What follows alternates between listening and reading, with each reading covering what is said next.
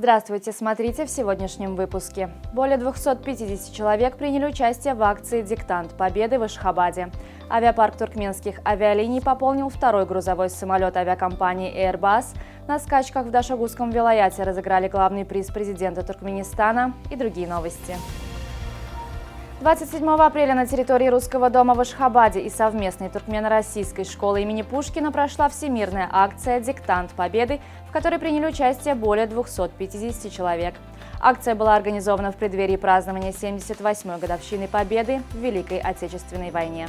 В международный аэропорт Ашхабада прибыл второй грузовой самолет компании Airbus. Воздушное судно французской компании оптимизировано для перевозки грузов различной конфигурации на большие расстояния. В соответствии с исконными национальными традициями самолет обсыпали мукой, окурили дымом юзерлика, а на кресло пилота повязали оберег Аладжа. Самолеты Airbus позволят Туркменистану продолжить активное развитие сети своих международных грузовых направлений. Главный приз президента Туркменистана – легковой автомобиль Toyota Land Cruiser разыграли на скачках в Дашогузском вилаяте, где прошли торжества по случаю отмечаемого в последнее воскресенье апреля национального праздника туркменского скакуна. Программу состязания составили 8 скачек среди жокеев-юниоров, взрослых жокеев и жокеев-наставников со всех вилаятов и Ашхабада.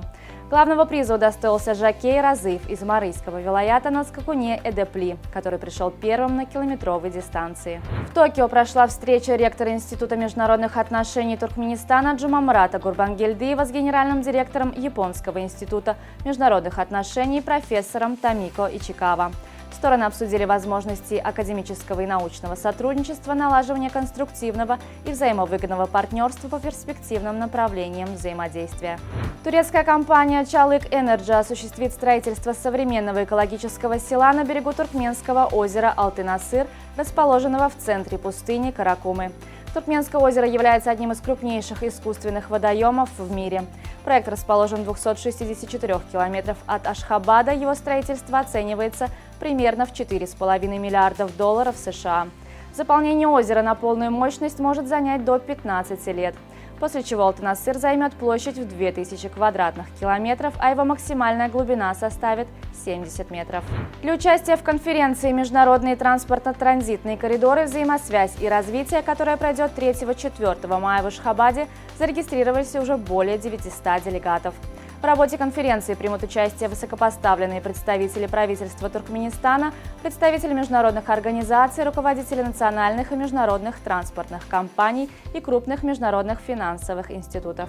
Во Флоренции открылась международная выставка-ярмарка ремесел. В мероприятии принимает участие рукодельница из Туркменистана Айнабад Шарафова. На стенде Turkmen Art Studio она представляет художественные изделия, картины и национальную одежду.